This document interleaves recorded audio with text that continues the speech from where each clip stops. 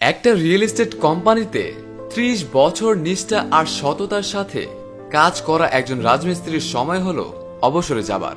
তিনি কোম্পানির মালিকের কাছে গিয়ে বললেন, স্যার, কাম তো সারা জীবন কম করলাম না, এবার যে আমার অবসরে যাওয়ান লাগে, বাকি জীবনটা স্যার আমি আমার বউ পোলাপানের লগে পার করতে চাই।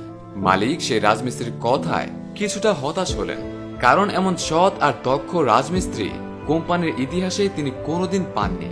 তবুও সেই মালিক তাকে অনেকটা অনুরোধ করে বললেন, আচ্ছা, তুমি তো অবসরেই চলে যাবা, আমার একজন বিশেষ মানুষের জন্য একটা খুব সুন্দর দোতলা বাড়ি বানাতে হবে, আর আমি চাই আমার এই কাজটা তোমার হাতেই সম্পন্ন হোক। শুধু এই মাসটা তোমার কাছে আমি চাচ্ছি, এরপর না হয় তুমি অবসরে চলে যেও। সেই রাজমিস্ত্রি খুশি খুশি মনে মালিকের কথায় রাজি হয়ে গেলেন, তবে মনে মনে একটুও শান্তি পাচ্ছিলেন না তিনি। সারাদিন কেমন যেন মনমরা হয়ে থাকতেন। দোতলা বাড়ির ইট প্রতিদিন গাঁথতেন ঠিকই, কিন্তু মন পড়ে থাকতো তার বাড়িতে। এছাড়াও অবসরে যাবেন এই ভাবনাটাও খুব ভালো করে পেয়ে বসেছিল তাকে। ১ মাসের মধ্যেই তিনি বাড়িটা বানানো শেষ করলেন, তবে সেই বাড়িটায় ছিল না তার কোনো আবেগ আর কোনো ভালোবাসার ছোঁয়া। দীর্ঘ কর্মজীবনে কোনো কাজে তিনি একটুও ফাঁকি দেননি, তার সকল কাজ ছিল অনন্য আর একদম সূক্ষ্ম। তবে তিনি জীবনের শেষ কাজটাই মনের মতো করে করতে পারলেন না।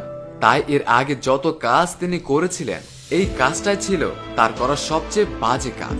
যখন বাড়িটা বানানো শেষ হলো, একদম মাসের শেষ দিন কোম্পানির মালিক নিজেই সেই বাড়ি দেখতে এলেন, আর সাথে সেই রাজমিস্ত্রিও ছিলেন। পুরো বাড়িটা তিনি সেই রাজমিস্ত্রিকে নিয়ে ঘুরে ঘুরে দেখলেন, আর বাড়িটা ঘুরে দেখার পর নিচে নেমে পকেট থেকে বাড়ির চাবিটা বার করলেন, আর সেই রাজমিস্ত্রিকে বললেন, তুমি জানো এই বাড়িটা আমি অন্য কাউকে দিয়ে না বানিয়ে তোমাকে দিয়ে কেন বানিয়েছি? সেই বৃদ্ধ রাজমিস্ত্রি অনেকটা দীর্ঘশ্বাসের সাথে বললেন, আমার তো জানা নাই স্যার। তখন সেই মালিক বললেন, এই চাবিটা আজ থেকে তোমার, আর তুমি আমার সেই বিশেষ অতিথি যার জন্য আমি তোমাকে এই বাড়িটা বানাতে বলেছিলাম। আজ থেকে এই বাড়ির মালিক তুমি, আর তোমার সারা জীবনের অনন্য সব কাজের জন্য এটি আমার তরফ থেকে ছোট্ট একটা উপহার। এই কথা শুনে বৃদ্ধের অন্তরাত্মা হু হু করে কেঁদে উঠল। তিনি মনে মনে এই ভেবে পুড়ে মরতে লাগলেন, হায় হায়, এ আমি কি করলাম?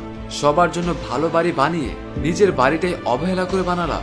অথচ যদি একবার জানতাম এই বাড়িটা আমার জন্য বানাচ্ছি, তাহলে এটা হতো আমার জীবনে করা সবচেয়ে ভালো কাজ। এই গল্পে আমরা হচ্ছে রাজমিস্ত্রি, আর আমাদের জীবনটা হচ্ছে সেই দোতলা বাড়িটা যা আমরা অবহেলা আর অনাদরে শেষ করে দিচ্ছি।